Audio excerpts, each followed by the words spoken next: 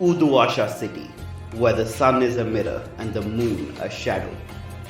800 years ago, the gates of death were broken by the Emperor Immortal.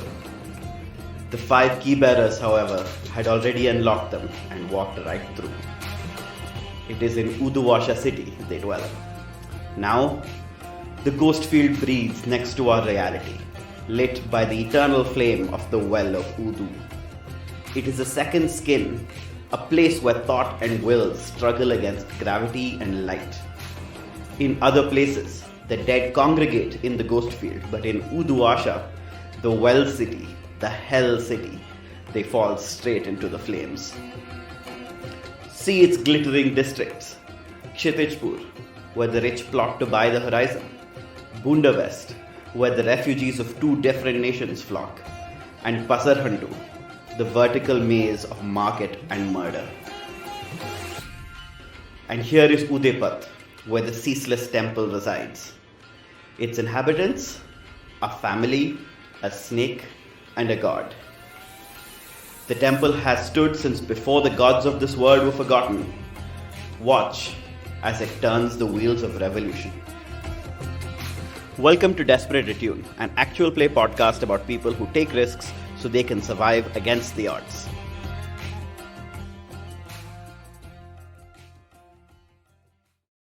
On our last episode, we saw the crew nearly fall into the abyss underneath Duasha several times.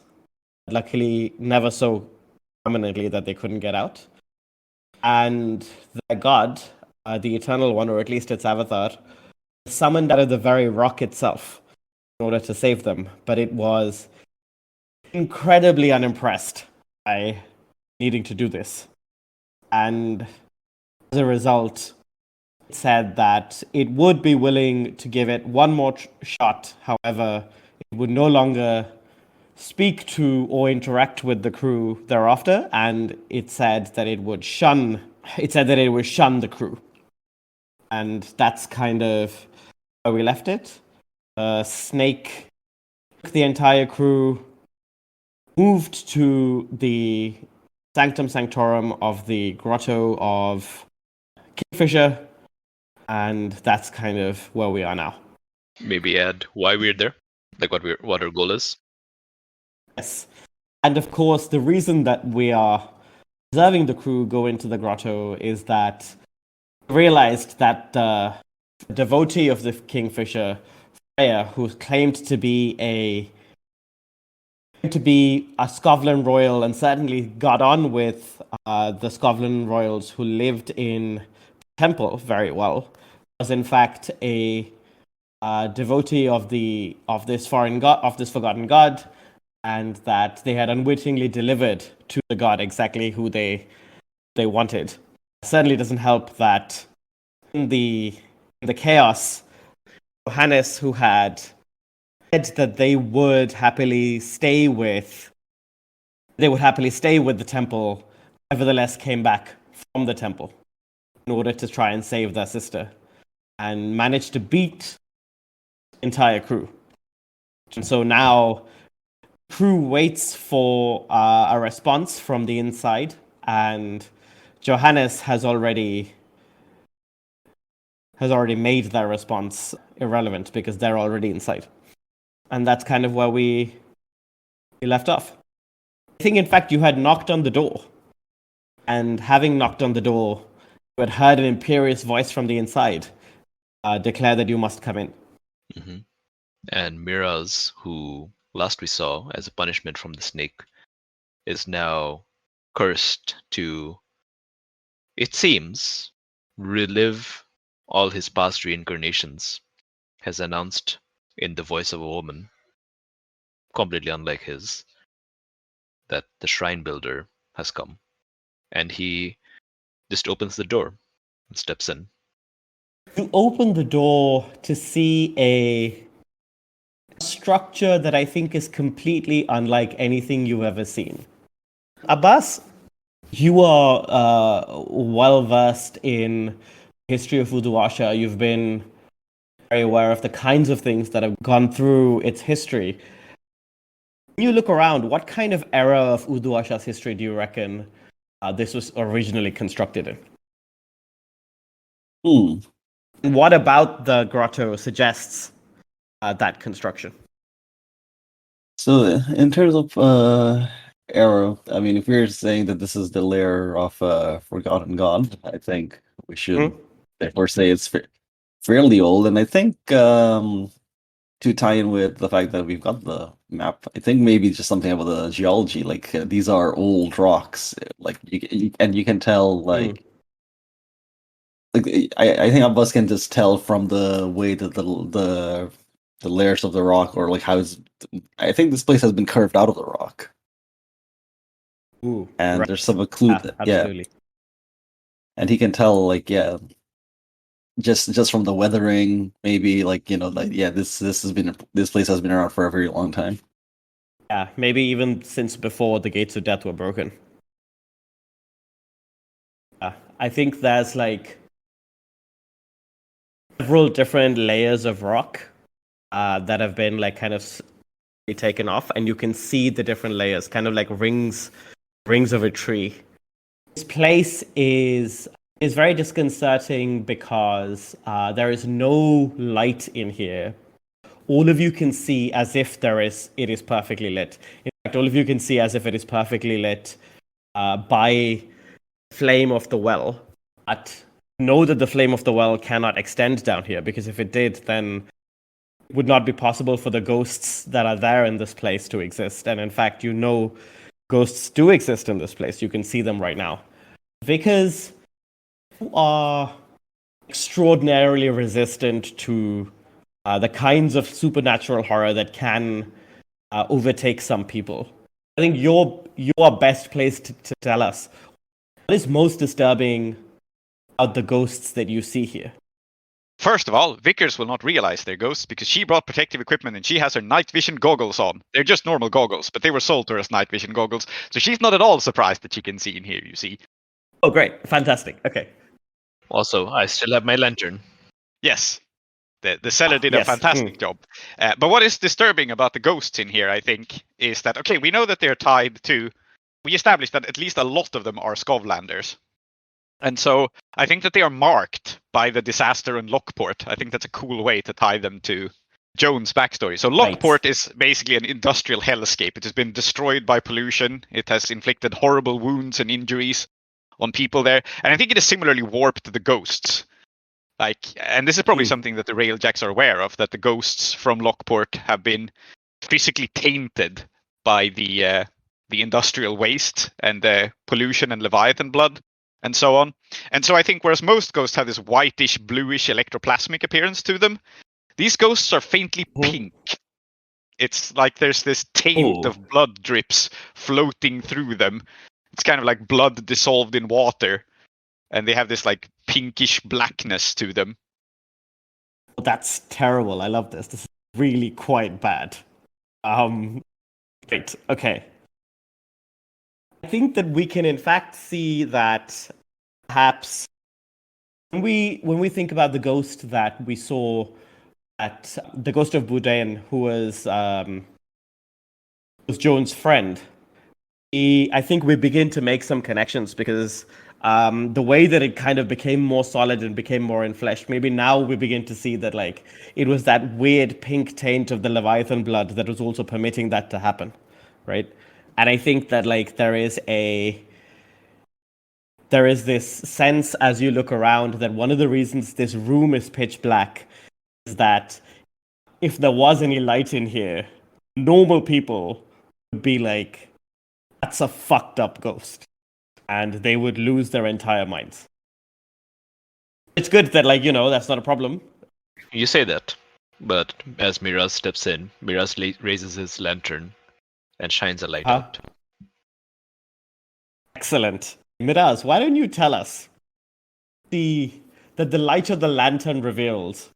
Obviously, one of them is this weird ghost stuff, but what else about this place is revealed by natural flickering burning flame was not revealed earlier? I think So just give me the geography again. Like, just it's a room, right? Or is it Sure. more like a? Yes. So it is a very large room. I think that it is made out to look like a throne room. You see Freya at one end, a regal cast to her features, kind of in the classic like way that I always imagine like fairy tale kings looking, which is kind of like one arm on her chin, kind of bowed, her crown, which she wasn't wearing when she came to see you, but is certainly wearing now, quite heavy, but her head is not quite bowed, but it is straining under the weight. The throne itself is made from, I think the stone that it is made of is revealed under the firelight to be like this very black basalt or sea stone or something of that nature. And there is a large humanoid, perhaps bird-like figure crouched above the throne, its beak pointed towards the back of Freya's head, its eyes glittering as it narrows in on you because you have brought light into its home. And I think that right now the court is maybe 30%, like there's maybe like 10 or 15 people in here, and let's say like 4 or 5 humans, and the rest of them are all ghosts. Mm-hmm. The humans are also Scotlanders, or is it mixed? I think that it's probably mixed. I think that while there are Scotlanders here, there's probably also people from across the Shattered Isles. Scotlanders are just like one kind of person, and I think like this is the same as like previous people who got caught up in a Kingfisher cult or something like a. Oh no! Of course, there's one person whom you recognize who's here, which is Hardil. And Hardil is in fact wearing a pair of spectacles that audience will recognize as being some kind of arcane implementation. He seems unmoved, unlike the rest of the cultists. He's here, his briefcase in one hand, just like observing the proceedings. He sees you, and like one eyebrow just goes faintly up as if to be like, oh, didn't expect to run into you. Mm-hmm. Like, I guess you're at like the far end of this courtroom. So Miraz kind of like raises his lantern, and then with this kind of strange little calm smile on his face, he kind of just steps forward and just kind of like raises his lantern around and kind of like spins it around so that everyone can see exactly what is in this room. But like he kind of spins it around, and like it's a vast room, and it's just one electroplasmic lantern, and I think it's probably pulsing a little bit in the presence of all these ghosts. But he seems unconcerned. Very strangely so. But he's not saying anything. Sorry, can everyone see the big, weird bird? Or is that just Miraz? Oh, great question. Miraz, can anyone else see the weird bird? I assume that the description you gave me is the real world description now that light is visible. I think that makes sense. I think that it is the real world description, but I think that you have insight into that also because clearly you're still like being possessed by a previous incarnation of yourself. Then tell you what, in the non-light, right, which is what everyone is mostly seeing, except in the near vicinity of Miraz's lantern, right? Yes. In the non-light, they see Freya kind of like, kind of proud, a little bit bowed under the head of her crown. They see this thing kind of like guarding her. They see like everything you described. But Miraz, and it's not necessarily just the light exactly from his lantern that's revealing this. There's probably a little bit more going on. Miraz kind of sees where Freya is. It's just seeing a very, very small, thin teenager kind of like bowed on this head of this really old and very legit looking crown. He sees a very tall, statuesque, proud woman who looks like she was built to wear this crown. And the other horrible thing looks like the other horrible thing. Yeah, so the bird is just a bird to us as well. Well, it's a bird humanoid thingy, yeah. Yeah, no, it's creepy. It's like it is very much the kind of thing that your snake maybe would look like to someone who was not used to seeing the snake. And basically think that it looks particularly weird in this place because it has also taken like steps to not be revealed, but you have brought light into this place. It definitely seems very like regal. It seems like a kingfisher, right?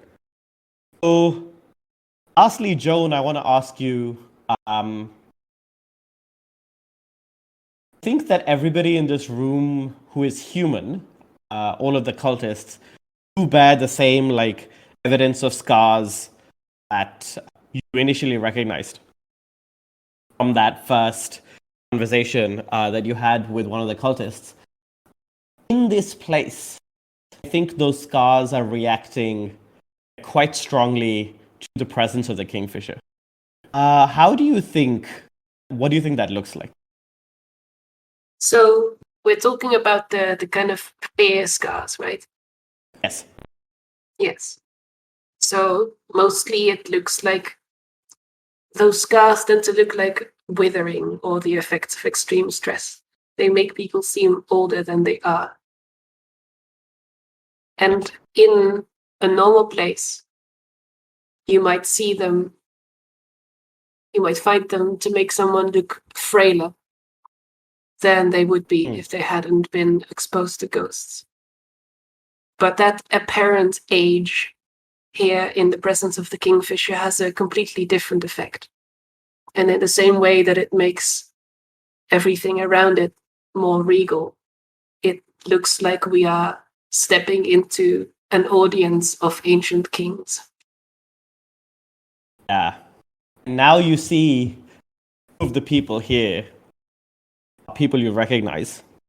It's Maud and Johannes, who of course came here before you. And they have also taken on this regal cast to their bearing. And you cannot see any of that doubt that they held within themselves when they first came to you. It seems now that they are fully committed, being rulers. You see Hardil definitely on guard. I think this is something that mob lawyers are like badass and so on, but it's not like you turn up in the grotto of a forgotten god every day, right? Mm-hmm. I think the last human person in the grotto, apart from Freya, is of course Marion. Marion seems haunted in a way that you've never seen her before. Actually, no, let's say there's a few more people because as we discussed these people with these scars, some of them must have existed. So there's a few more people that you don't recognize. The kings and queens and monarchs of Scotland, on the other hand, the ghosts that exist here, all of them, I think, are seated along the walls of this grotto. Each and every one of them, their eyes glowing somewhat pink, and each and every one of them focused utterly on you. I think Freya says, "Visitors to our grand hall. We're not expecting you. Welcome. Please enter." Vickers will shaking off her clothes and her protective gear and say, "It's awful nice of you to give us shelter. You know, these tunnels are quite dangerous." Alright, so just out of character, remind me. So Hardil is Munna's lawyer, and he was tracking Freya, was he? Oh, he appeared to be hanging out with her, so tracking in that he was there with her wherever she went, and he was I think that he was basically observing to see whether she could be someone that Munna could work with, and I don't think that even he necessarily thought that she was fully involved in this cult stuff.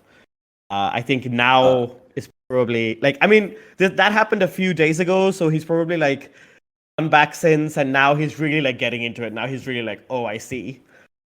Okay. So he was maybe not negotiating, but with Freya, in Freya's capacity as the leader of the Scotland kind of revolutionary movement, not as Freya the cult figurehead. Yeah. It's a bit convoluted. I've got a handle on it now, I think. All right. Yeah, so I think that you say this about like it being dangerous, one of the queens that's along the side will say, "We have defended our home from those who would seek to attack us. It is meet that you have met us through the entrance that is designed for such a purpose." I think she's kind of saying, "I know you're trying to sneak in, because Johannes definitely told us you tried to sneak in." Is this one of the ghosts? Yes. Okay, so this is one of the ghosts. What language is she speaking? I think that she is speaking Old Scovish. I also think that here in this place, every person is hearing it, whatever language they are most. Speaking of Johannes, can we actually see her, Johannes, or her, or the other one? You can see both of them, Johannes and Maud. You can see both of them, and I think that they are currently. Maud is sitting on the right hand of Freya, on like a slightly smaller throne, and Johannes is in fact kneeling in front of Freya as if waiting for Freya to like knight them or bestow some honor upon them. Does Freya have a sword? No, I don't think Freya does have a sword. But actually, if you look, you'll see that Maud is holding the sword, waiting to give it to Freya. I see. Tell me about the sword. What do we? Is anything interesting about it, or just an incongruously tatty sword? I think that Miraz, when you look, you see that the sword is. You know how in Terry Pratchett, he's like, you can have a sword that's like got any number of runes on it, and like it's shiny and all this stuff, and all of that is garbage in front of a guy with a blade that is just very sharp, and he believes that it's going to do the work. And I think that this is that kind of sword where it is just very well made. There's aggressively nothing special about it, but it's probable that in Johannes's hands it becomes very powerful. I think what happens is that Miraz, still holding the lantern, kind of steps forward, and I think like Vickers would notice that. So Miraz, I think, like everyone, Miraz walks a certain way. Mm-hmm. That's the way he walks. I assume it's kind of like a somewhat lanky, shuffling gait, right? But now he's kind of like walking quite elegantly. I think like there's even like a slight sway to his hips, and then he kind of just walks forward with the lantern, looks right at Freya, and then just says, "There is the house whose people sit in darkness. Dust is their food and clay is their meat. They are clothed like birds with wings for covering. They see no light. They sit in darkness. I entered the house of dust, and I saw the kings of the earth, their crowns put away forever." And then he kind of just says that, kind of shivers, sways as though he's about to faint and fall down. I think the lantern falls down, doesn't crack, just kind of like rests on the ground. And then he just kind of looks around, blinks, and then kind of screams really loudly and runs right into Vickers' arms. Amazing. Yes. That was from Gilgamesh. Excellent. That's A+. I think what happens is, before like Vickers does something, I think what happens is that like you see the bird react very badly to this. And I think we see Freya point straight at Miraz and say, "Shrine builder!" Like in this unearthly scream. Whatever that means. Yes. And Vickers will receive Miraz into her arms. She will like grab him and say, "I see now what you mean, Miraz. The poor girl is quite unwell." Because like Freya is clearly not well. I mean, what the fuck is that? And then he points at the bird. Yeah, Vickers looks up and looks at the bird too. He goes, "Oh, is that not part of the local fauna?" That bird doesn't look well. Oh dear. I mean, it really doesn't. It's very sickly. Yes. Yeah, I think he needs a minute. Yes, I think Vickers will hold him to steady him, and look at Freya, who's shouting. And I think Vickers would just cut back, like, "Do please calm down. That can't be good for your nerves, young woman." I think this seems like the perfect moment for Abbas to shine. Yes, Yeah. it does actually. Something needs to happen right now, otherwise all of these ghosts are going to converge on Miraz, because you just casually turned up and recited very badass but very like pointed poetry at them. All right. I don't know how open are these people to just having a chat with. Because I'm not really sure what else Abbas can do here. Well, do what Abbas would do. Doesn't have to be the sensible thing, right? Yeah. All right. Let me see. Okay, Forgotten Gods, Shrine Builder. Like there's some clues here. Let me see if Abbas can remember something. Oh yeah, you're probably much better placed than I am to know what the fuck's going on with me. Yeah. So I'm gonna try to put together what you just said, and the Kingfisher demon and reaction, and see if I remember anything useful that might help us in this situation. It's probably gonna be a study roll. Yeah? Take an assist from me, I guess. That I'm very stressed. Seems reasonable. You are in a desperate position, Yes. and I'm going to be very straightforward here. If you take too long to do anything, you will be mobbed by several very powerful ghosts. But it's fine. Abbas has been putting 2 and 2 together. He's got a free action of thinking. Yeah. Yeah, this is just I don't know, looking for some kind of inspiration, something just to click. We'll see where it goes. But yes, also reasonable if what he's thinking, we just get killed. Yes, I mean, that is the problem here. Desperate standard, yeah. Standard effect. He can piece this mystery together, at least. Oh yeah, for sure. This is not like a particularly arcane mystery for Abbas. I think anyone else, it would be limited effect, right? Okay. Who is Shrine Builder? What's going on? What's going on? All right. Miraz, you said you were assisting? Well, the way I'm assisting is I'm being Shrine Builder. Or I was being Shrine Builder. Now I'm being very scared. Okay, I'll take a bonus dice for that. Let's see what happens. Oh my god. You rolled 3 dice and you got 3 ones. Well, I mean, incredible. You're immediately confronted with the recollection that Shrine Builder is a bad thing to be, and then we die. So, of course, you've read about the Shrine Builder. The Shrine Builder is the title given to the oldest priest of the Eternal One. As they came to Uduasha, or the place that would become Uduasha, in aeons past, and it's the title given to the person who built the temple, or so they say. And what that means is that a ghost that is thousands of years old has apparently possessed your nephew. And that's terrible news for you. Like, you still get information, you just do not hear what you want to hear.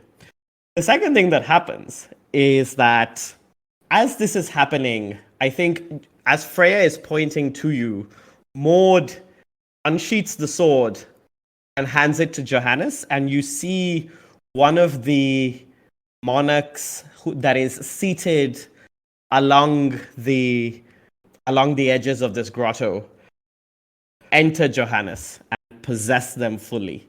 You see Johannes themselves now transform. They no longer look like themselves. They now look like they appear to grow in size. Their handle on their sword becomes stronger and more sure. And while each of you is now being directly attacked by a ghost, Johannes has also now become a person of a great warrior of the kind that they don't make anymore. I wish to resist this consequence. I want to resist Johannes transforming, and possibly also ghosts attacking. Sure. I mean, so that's 2 different things that you need to resist. One of them is ghosts mobbing you and destroying you in the next 2 minutes. Is Johannes themselves becoming some kind of uber Elden Ring-esque boss. I have an idea for resisting the ghost mob if you want to resist Johannes. Excellent. Shall I do mine first, or does yours happen first? Yes. I'll do mine first. Yes. So, as this ghost enters Johannes, there is a look of disgust and anger coming over Vickers, and she seldom gets really angry, right? But she sees this happening, she sees this ghost meld into him, and she will actually let go of Miraz for a moment to look straight at Johannes, and What is the matter with you? I thought you were supposed to be a royal, a leader. I thought you were choosing your own path in life. You did not want this. You're going to surrender to some dead old goat? What's the matter with you, Johannes? Snap out of it. Amazing. Okay. And I'm going to scold them into resisting possession. Right. Roll your... Seems like resolve. Yeah. I have a bonus dice to this from my iron will. 2 6s. A Yes. 6, a 1, a 6, and a 4. This heals you of 1 stress. Please describe how. Well, maybe they do not resist it completely. Maybe they do. But I think Vickers is spirited by seeing... Because, we've spent some time with these people, Maud and Johannes. Yes. And their whole thing was they never wanted to be pawns or puppets for someone else. Absolutely. And so, of course, it's heartening to see Johannes not become a pawn or a puppet, right? Yeah. I think that, this is very much the approach that needs to work here, right? Because someone needs to remind them of who they are and, what they want. Yes. And Vickers is very much, doing exactly that. So I think that we see, as you say this, I think what happens is there is, just a little bit of hesitance between when Johannes, picks up the sword and, the ghost possesses them. And I think instead what happens is that they end up, they still, have the sword in their hands, and they're still, because you were convinced of the rightness of their cause before you got here. That's what happened in that, in the gap between you guys getting out of the hole and then them, and, Johannes just managing to get there. I think they managed to throw off, for just an instant, the influence of this ghost that's trying to possess them, right? And so... right now, I think what is happening is that they're having a tussle with the ghost that's trying to possess them, and that'll take a little while to resolve. And let's be real, it'll resolve in favor of the ghost. They're not coming for you to cut your heads off, which is something they would have done. Yeah. So yeah. And Joan, you're up. After Vickers has, basically in the moment that she finishes her scolding to Johannes, Joan steps forward and starts shouting as well while pointing at the door behind them. She says, "We came through that door. No matter the provocations or old hurts or grudges, the Eternal Ones send us through that door. The door of peace. So hold your peace." Oh, that's really good. Yeah, sounds like a resolve roll to me. Mm-hmm. Will do. That's a 2 5. and a 5. Yeah, very good. I think that as you say this, the inherent nobility, the inherent royalty in the Skovlanders that exists at this moment, kind of takes over. And to some extent, this is because they've been summoned here by the impressions of the Skovlander revolutionaries, right? So even if these people probably weren't particularly honorable or noble when they actually existed, those parts of them have become more exaggerated and more solidified because those are the parts of them that are being called to this place by the revolutionaries, right? And I think you see same queen who made that quip about you trying to sneak in. I think she says, "You have entered as guests, and so we will not murder you." And I think she turns around and looks at Freya and says, "You have made an accusation, Your Highness. Now you must prove it." And Freya will stand up, and in front of her, Johannes and this ghost are still fighting. And you probably should interrupt this because I think Freya will before she does anything else, complete the merger of these two beings before addressing why she called Miraz Shrine Builder, or the Shrine Builder. May I have this one? Or does anyone else have something they want to do? I feel like I have sort of momentum vis-a-vis Johannes, but I don't want to... Sounds good. Okay. I think Vickers is still quite incensed, and she will just step up to Freya. And talk to her. So Johannes will have to continue their struggle alone, but I'm not letting Freya interfere. And I think she's still quite incensed. She steps up to her and she says, "Freya, I have not known you for a very long time, but I do wish you listen to me, and listen to me quite well. This world is full of old men and old women who will exploit a young person, exploit them mercilessly. And I have the feeling that these dead people don't have your best interest at heart. Okay. And I'm going to try to reach out to her. Yeah. Like, I'm going to show her that she is a young woman being exploited by the old. Right. Okay. You're in a desperate position. Yeah. Does that start at 0 effect? Yeah, and I think you are starting at 0 effect here. Because you are not just trying to reach out to Freya, you are trying to reach out to the high priestess of a god that has completely possessed this woman in this moment. And you are in its sanctum sanctorum. But there is a person under there, right? Correct. It's not impossible. It is 0 at the moment. Perfect. So I will mark Arcane Implement. And the reason why this works is that I'm wearing the snakeskin adornment of our cult. And they are imbued with the writs of the future. And I think the writs of the future are one of the things that this nostalgic god trying to bring back an old world is particularly vulnerable to. Okay. All right. I think Abbas can assist here. Mm-hmm. I think it's in a good place to maybe say something along the same lines. Because Freya, when I first met you, I saw a woman who was looking towards the future for her people. Where is that woman now? Come, lead your people forward. Mm-hmm. That's interesting. So you have met Freya. Yeah, we have, haven't we? When we Yeah, we met Freya, but you weren't there. So this means you met Freya before. no, but Some other I haven't. context. Oh wait, did I not meet Freya? There was the roof wall. Oh, that was Marion. But I think it's cool if you have met this woman before. I think we should stick with it. Yeah, absolutely. Mm-hmm. Yeah, sure. Okay, there we go. I have met Freya before. Interesting. That's interesting. Are you using red right hand then to give me effect as well? Well, why not? Okay, so bonus die and effect. Excellent. So that brings me up to desperate standard. Yeah, you are at standard. Make her snap out of it. Yeah. Cool. And I will push myself for a bonus dice as well. So that's command, desperate standard, 2 bonus dice. Great. Yeah, and obviously this is command. Like it can't be anything else. Yeah. This is Vickers telling her to snap out of it. Oh my god. 2, 2, 2, 3, 4. I succeed thanks to Abbas's help. Yeah. So I think you managed to get through to the girl underneath. And I think the thing that gets through to the girl underneath, because it was Abbas's help, is this memory we have of meeting Abbas long before any of this happened. So Abbas, when did you meet Freya? And presumably you met her before, like, what happened. So, like, tell us something about, like, what was that like? So when, I think maybe not too long ago,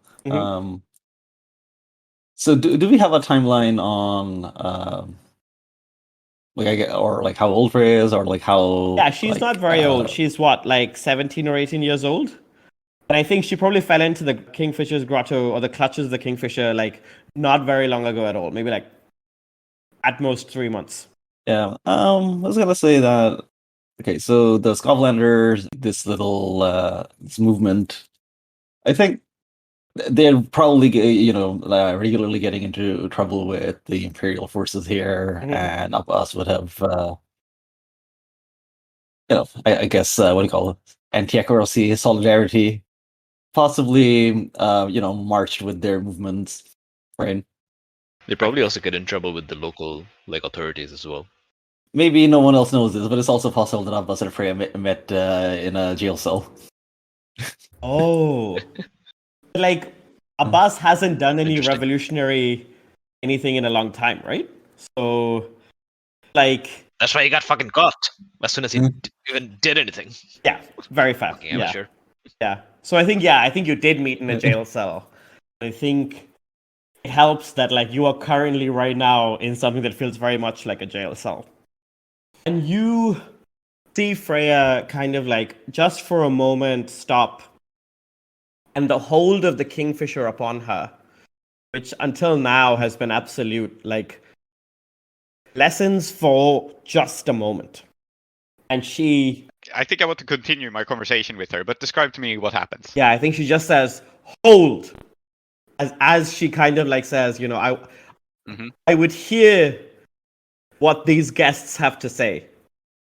But as she says this, the god does not take this lying down, and I think recognizes you, Vickers, as the prime cause. And Yep. I'm not gonna lie to you, like, this is a situation where you have iron will, and that's, I think, the reason that it's not gonna just, like, obliterate you on the spot. Level 3 harm. Level 3 harm.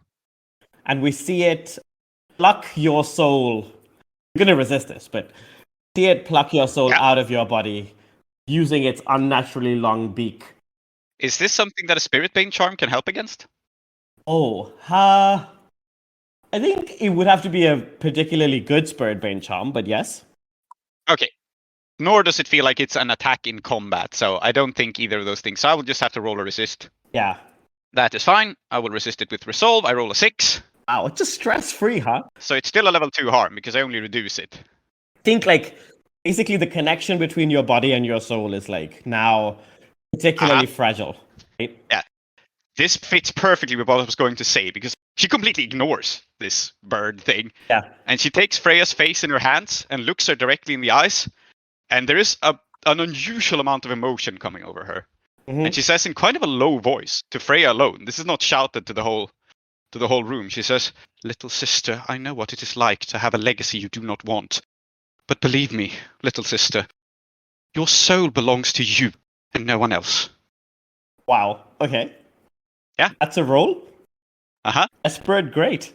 I think like you have absolutely set up the situation for this to really work. I don't know if it can be command again. No, I don't. This seems more like a sway. I actually think it's consort. Yeah. Consort with connections from your heritage and background. Yeah, absolutely. Because I too grew up with a fate I did not want because of my birth. Yeah. And I too grew up with overbearing ancestors. So I think I'm consorting with someone I have something in common with. Yeah. And I think the desperate level consequence you're dealing with now is if you do manage to convince her, the god is not going to be pleased about it, and it may react badly to her and to you. Absolutely, but I'm not letting this fucking thing take advantage of a young woman. Sure, absolutely. There's some decency in the world. Yeah, I mean. So I'm pushing myself for a bonus dice. I don't know if anyone can assist me. I didn't really set myself up. Yeah. And I will, like, after this, I will flag that, like, there's a lot of other stuff going on as well, and that also needs to go right, but yeah. Yeah. Absolutely. Actually, I will mark my Spirit Bane charm and ask Miraz for assistance. Because I think there is a thing that can help her realize that, like, you have a choice. And it is as Vickers leans forward, her Spirit Bane charm around her neck will slip out of her clothes. And it is a locket of Miraz. Oh, that is so cute. Mm-hmm. I really hope this bird god doesn't end up eating all of you. Yeah, I think Miraz kind of like... I think he was kind of rushing towards you because the spectral beak thing... I suppose, like, in that moment, it resembled less like a kingfisher, more like a gigantic fucked up mosquito as it kind of like lunged towards you with this proboscis. I have been rushing towards you, and I think what Miraz does is that he rushes forward too fast and he collides with the both of you. And I think that would probably unshackle the anchors a bit more. Very good. Yeah. And yeah, I think it's also fitting and symbolic that she sees this. Like, you can choose the people you want to surround yourself with. They are not chosen for you. Yeah, you can choose this idiot, but at least you get to choose. Yeah. Yes. Oh, nice. Desperate Great, I get a 5. A 2, a 3, and a 5. I succeed. That's good. Yeah, an important success. And I think you get through to her. And I think in this moment, there's nothing arcane or supernatural about it. It is absolutely your natural empathy that, like, helps you see that, like, she's very much looking for a place to belong. And she found that place, or something took advantage of that need and seemed to fill that need. And she was in the process, or so she thinks, of, like, gathering a massive army and, like, you know, laying waste to the Empire in Scotland. And she says... I don't think if she even says it, but you can see her kind of say, "Fine, I believe you," right? And I think as you feel that, like, she makes that decision, you hear a screech of, like, outrage from the god, and it bends down with this beak that looks, is it a proboscis?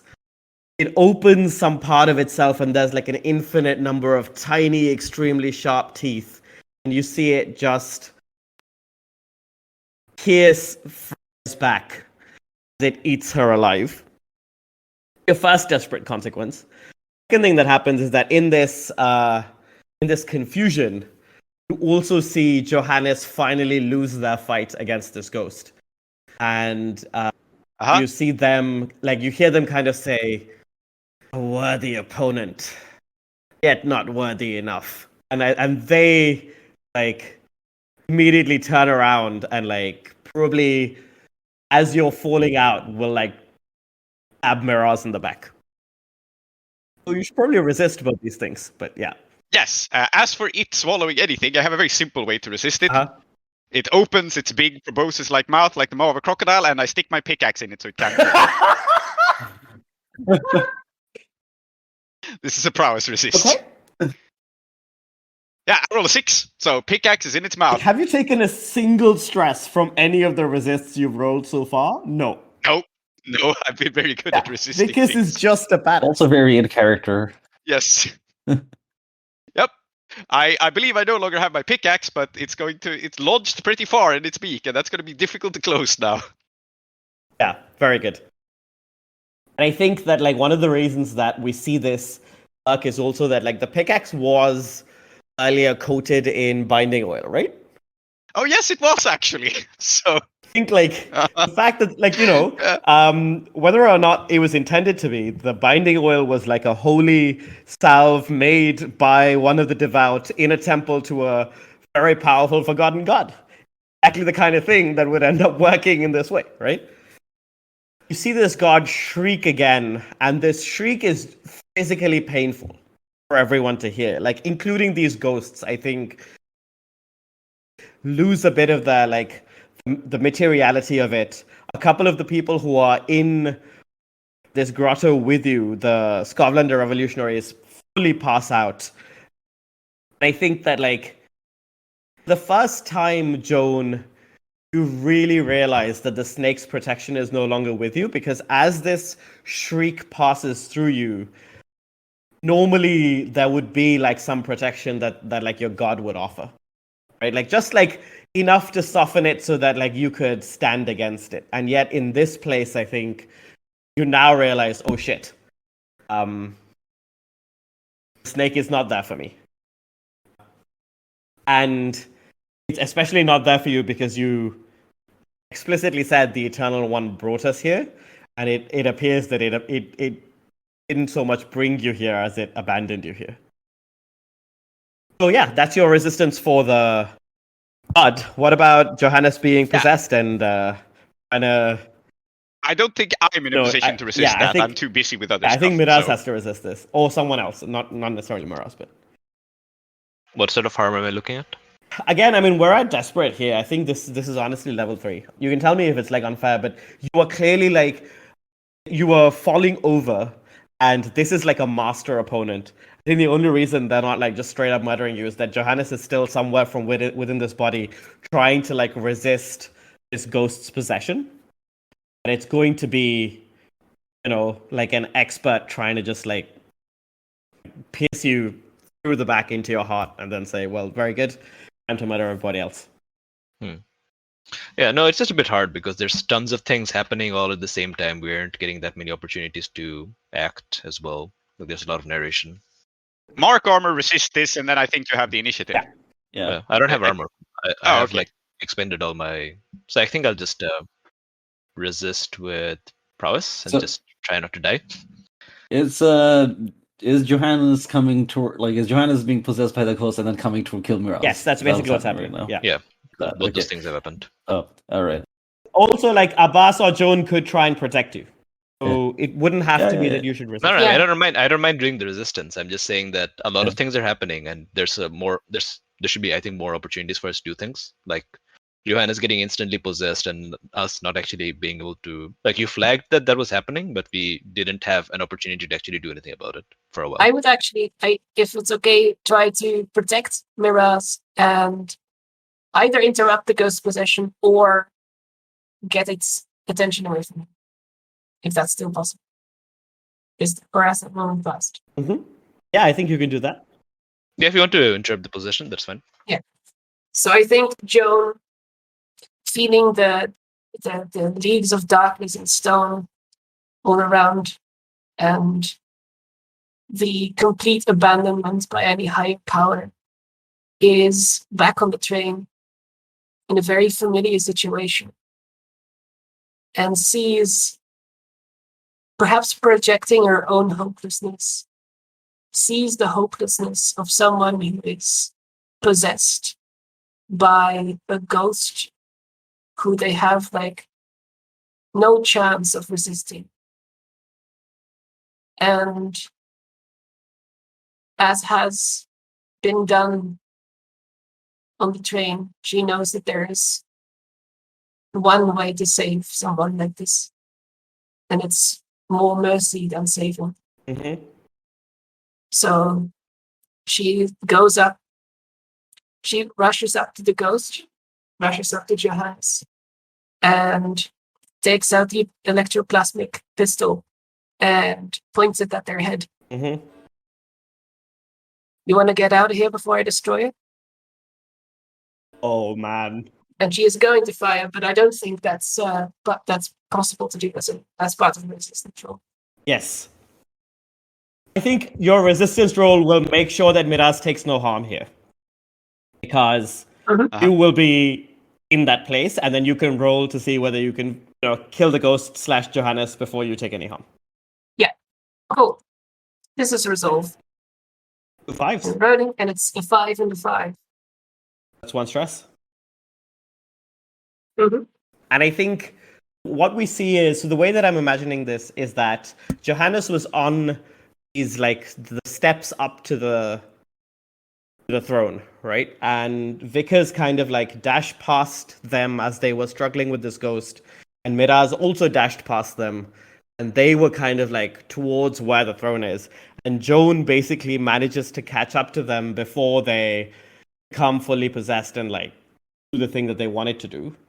And Joan, as you point this gun, and you see Johannes turn around, and maybe, I don't know if you imagine this or if this is true, but you can see from somewhere deep inside Johannes's eyes, some part of them just saying, anything is better than this, right? But then you see from behind them Maud suddenly crying out because she hadn't realized that this was on the table, and God has left its imprints deep in her, but not so deep that she's forgotten how much she loves her sibling. And so, yeah, like you can do this. Like I think your eyes meet Maud's as she realizes you're about to like just go 100% murder a sibling. I want to clarify something though. People can survive electroplasmic ammunition, right? It's fatal to ghosts, but I don't think it's necessarily It's not fatal. necessarily fatal. Yeah, but like...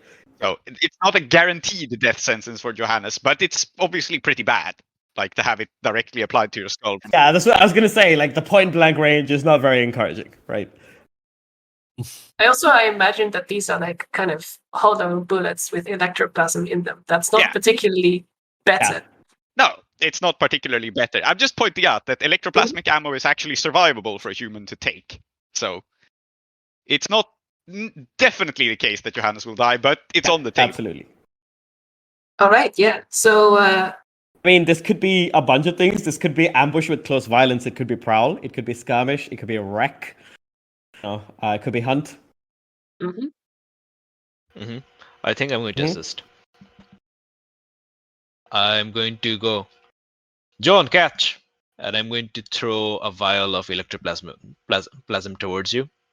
And I think it's going to crack on... I think I'm going to say John, catch, but I think I'm going to miss, and it's just going to crack all over Johanna's skull.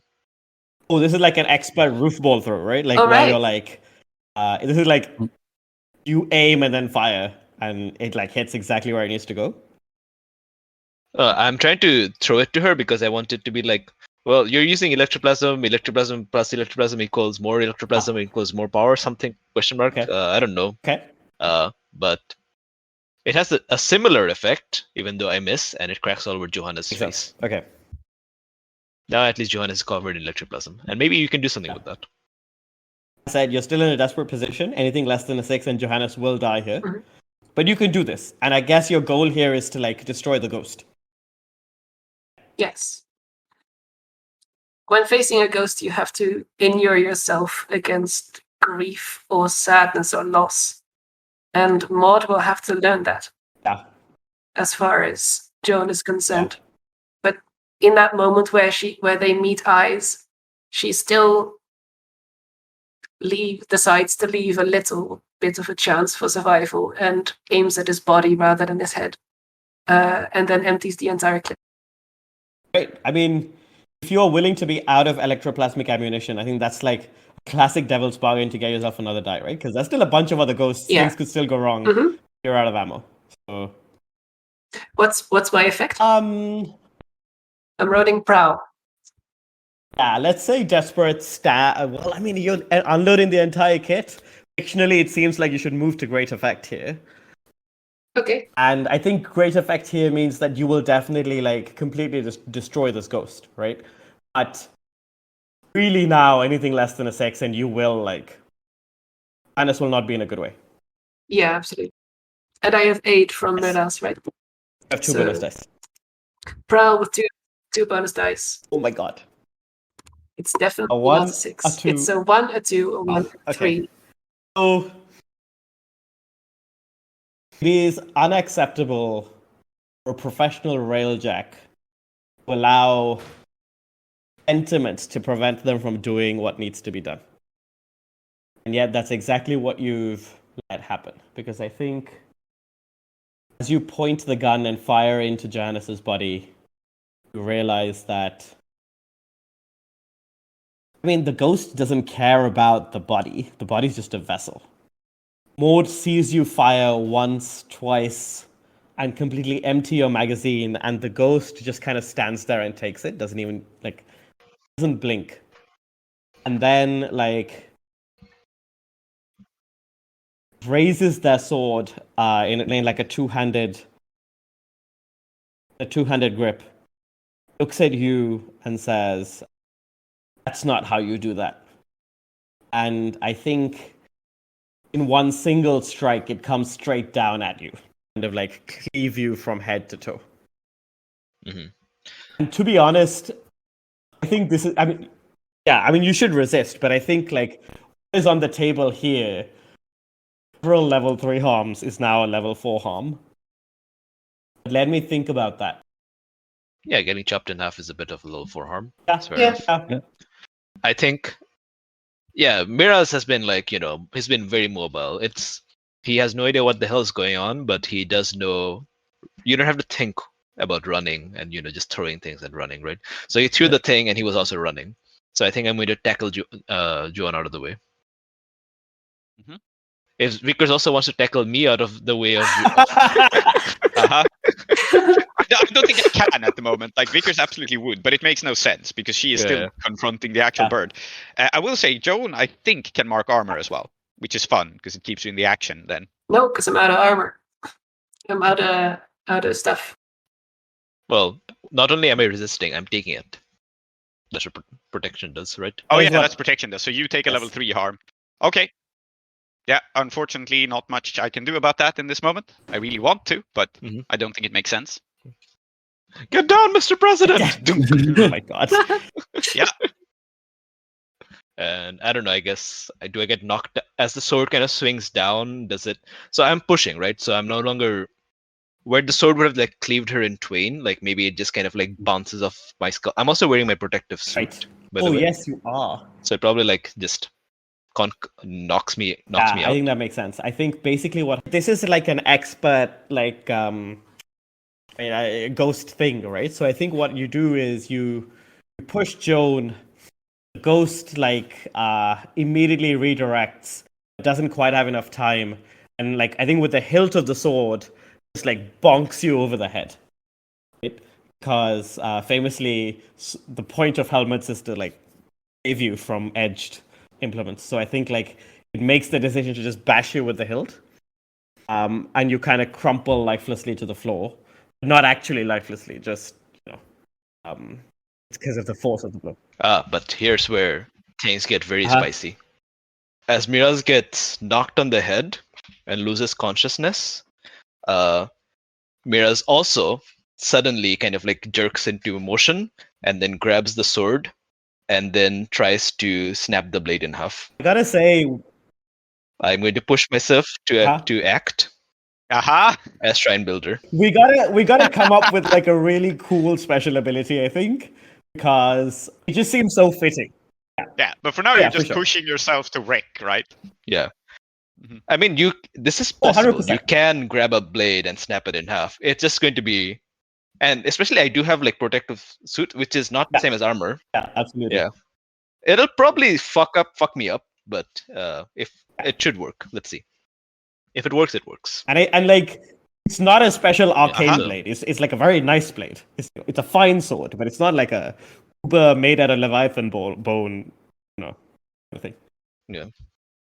This is why, kids, you use an axe to decapitate people. This is why you instead. use an axe to decapitate people. Swords are very fragile. I really want to assist you. I don't know how. I do, however, have an idea for Abbas, but let's resolve this first. Yeah. You are desperate standard, absolutely. Okay. Desperate standard. I have already pushed myself to act, but I can push myself for an extra dice, or I can give you a devil's bargain. And I will start a clock, and I'll call the clock Shrine Builder Awakes. It'll be a 4 o'clock, and I'll take it once. Seems fair. Yeah. Shrine Builder takes over, maybe something. We'll see. So the reason that I didn't say takes over is that I don't even think takes over is the most dangerous thing that it could do to you. I think like genuinely worse if it like whispers in your ear and makes you. Yeah. Yeah, I have some interesting ideas for this. Let's see if I survive it. Very good. Okay. So, Devil's Bargain, Shrine Builder Awakes, sure. Yeah, so you have a +1. Very important. 2, a 2, and a 4. Yeah, I think what happens is you see Miraz stand up and wrestle with Johannes almost effortlessly, like kind of just like grab the sword. It's good that you're wearing the protective armor because otherwise your hands would be like completely bloodied up. Just wrench it out of Johannes's grip and break it in half. Just genuinely that simple. It's on my knee. Right? On your knees. Yeah, on my knee. That's the best, I think. Yep. On your knee, yeah. But I think. And then I fall down. And as you. Well, whatever consequence happens also happens, yes, of course. Because I think the consequence here is before you crumple, the Shrine Builder, while still in your body, turns around and looks at the bird and says, Eternal One declares war upon you. Run and hide. From your ashes, we will build a new temple. I think I want to resist this, actually. Not because I don't want to go to war with Kingfisher, because I think it's cool, but I have a fun way to resist this. Because I am where the Kingfisher is. And the Shrine Builder turns to look at me. And as I understand it, the Shrine Builder is some sort of past incarnation of Miraz, right? Yes. This is very complicated, but at the same time a ghost, but it's also a part of Miraz's past. And so I think, we are obviously destined to be together. So the Shrine Builder will look at me and recognize their long lost love. Because we were lovers in a past incarnation as well. Okay. And I'm resisting this by being distractingly beautiful.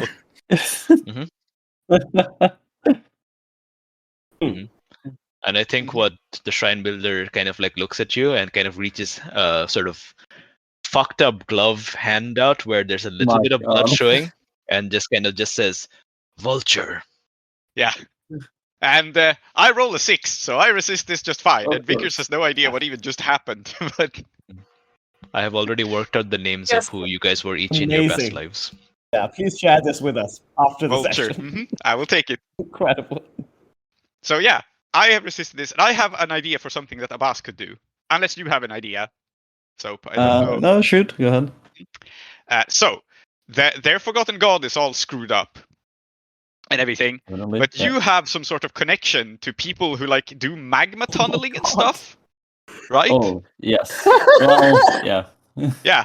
So Yeah. I'm thinking if you had some way of getting sacred fire into this tunnel, that would probably fuck up all the ghosts' protection from the well. Like, we shouldn't forget that these may be old and powerful ghosts, but this is a city where ghosts get drawn into a literal falling star and destroyed. And you know that the proportion of this place very well, and where all the magma and lava flows. So maybe you could do something with that. Maybe I could, except I don't have anything that I don't with me that I think can actually help create the tunnel. You just flash back to that. You gotta find lightning and you gotta find lightning hook. That's true. All right. Oh, wait a minute. You've got to find lightning hook all this time, and you're not doing anything about the ghosts. I mean, it does not have to be even physically destroying it, right? I'm just thinking we have a fallen star like right next door that destroys ghosts in like a city-wide area. Even if you can just make some sort of symbolic invitation of it in, it should help. And again, you hung out with people who knew fire intimately, so. Plus, you're a holy man. Maybe you don't need holy fire from the star. Maybe you can start some yourself. I'm just throwing it out there, right? That we shouldn't forget that holy fire is absolutely a thing that would work on these ghosts. And I think something that Abbas would know. You are a cult of holy fire, to be clear. Like, you are a cult of, like, the eternal flaming wheel and so on. So there's definitely several angles here. Yeah. One angle could be that I know an occult ritual that can possibly create. It can recreate like some aspect of the Uduash's fire in a local area. Yes. You should probably get the pyromancer ability when you have a chance, but there's tons of ways you can like recreate this, like with just. The angle I was going at is that this cave is clearly warded, and if you have some way of sabotaging the wards, pretty much. But arcane implements has like things that you can do that with. I do have arcane implements. I always forget about items. Let's see. Yeah, you know what? What I was thinking is if I have the ritual ability, which I can have because I was due for investment. Right? The ritual could be the ritual ability could be to recreate Uduash's fire, which Abbas usually uses for lighting his hookah pipe. But okay. Yes, amazing. Absolutely. Okay. Yes. You should. Yeah. All right. Okay, I have it now. Okay, so it's like your ritual ability is just pyromancer on like massive steroids. Yes. Excellent. So no, that's amazing. Yeah. That's perfect for a ritual.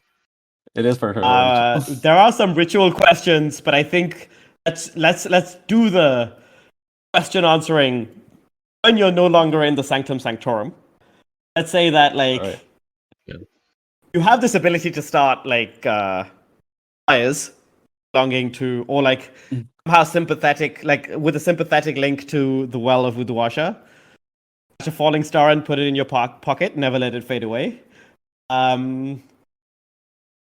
So seems like you're attuning. Does seem like it. We can say that, like, I mean, Abbas is wearing his the temple attire that I think is enough for the ritual.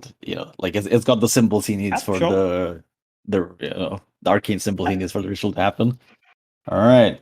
Okay. I think there's just one thing. I think for rituals, especially like this sort of thing, where you're going to produce like a big effect across the largest area, there's like a stress cost that comes with that.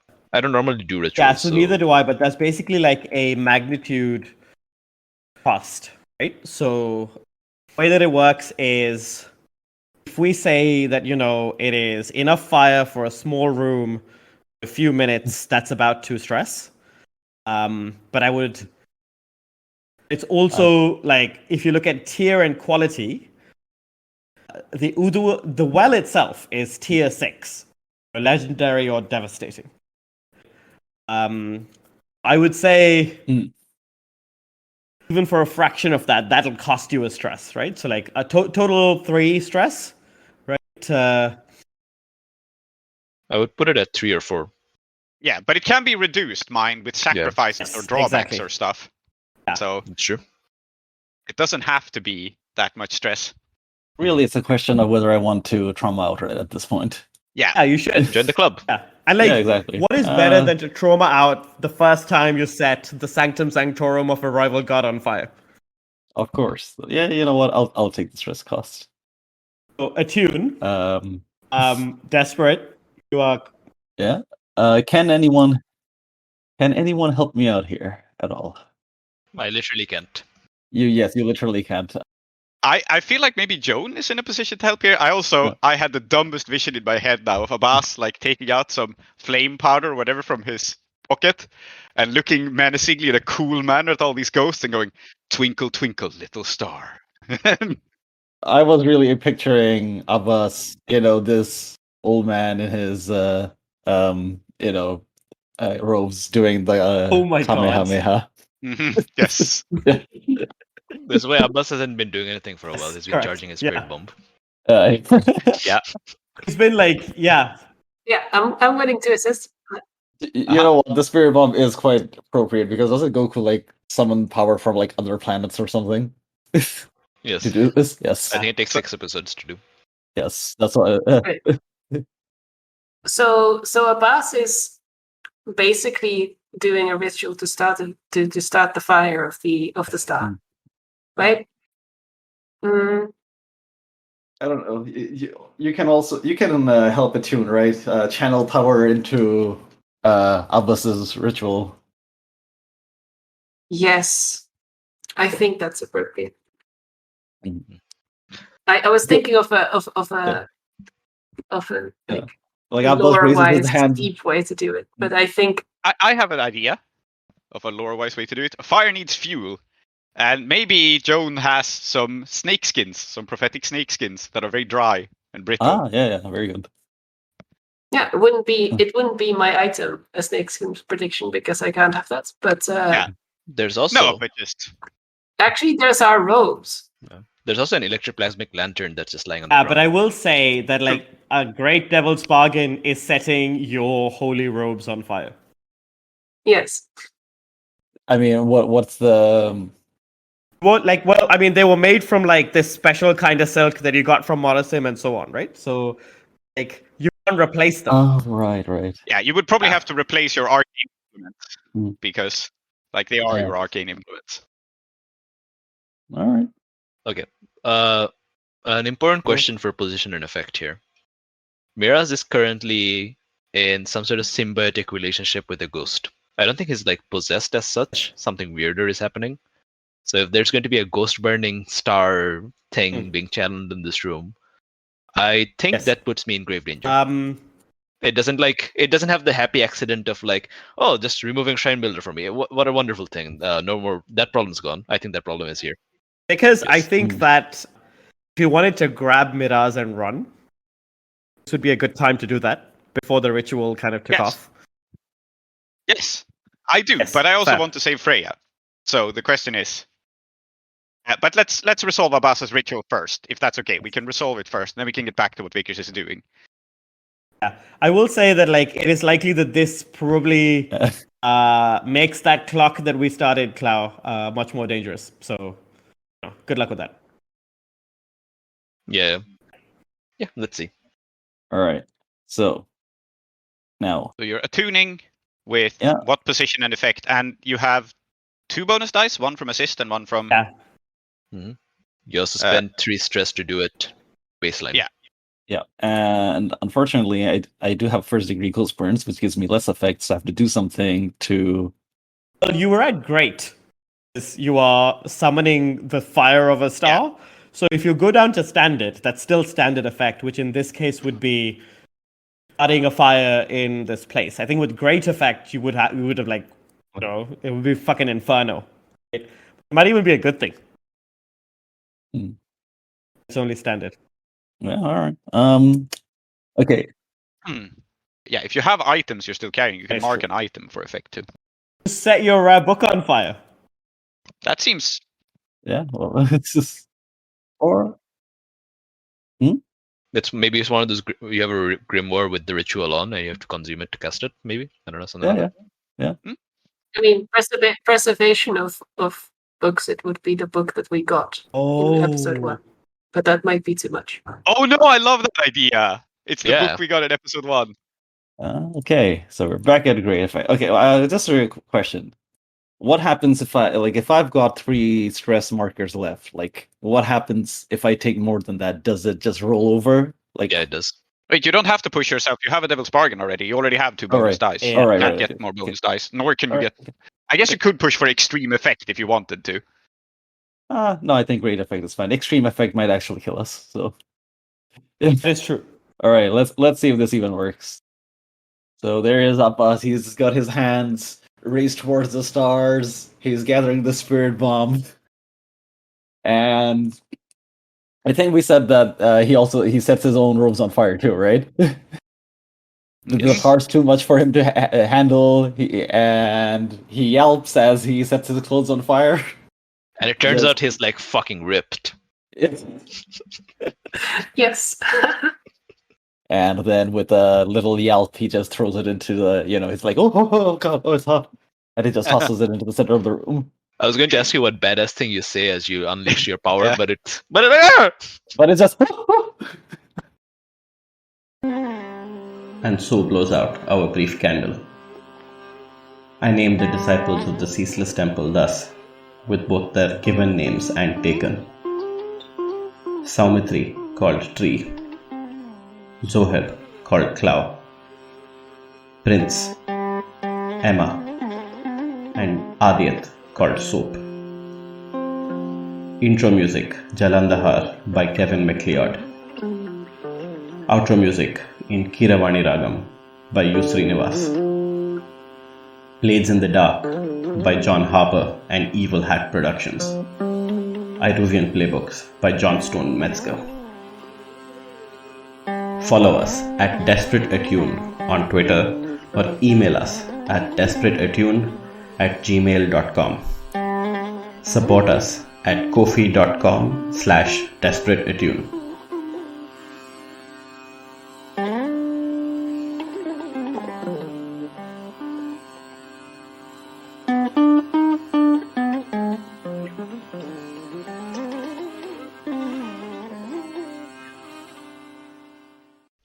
And on the next episode of Desperate Attune... Joan is going to let Miraz set him down again, let the Scotlander deal with him, and she's going to walk to the block.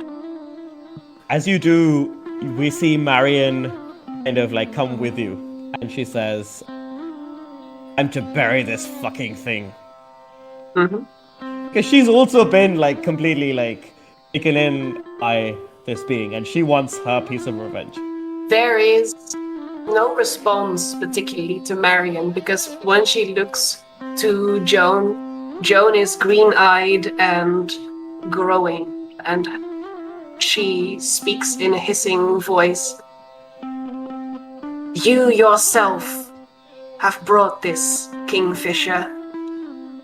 You yourself have declared war upon the Eternal. A foolish thing. The Eternal is far larger than anything, as per its definition, and any opposition will be swallowed." And she unhinges the jaw and is going to try to eat its physical form. Okay. Going to eat a god that is on fire.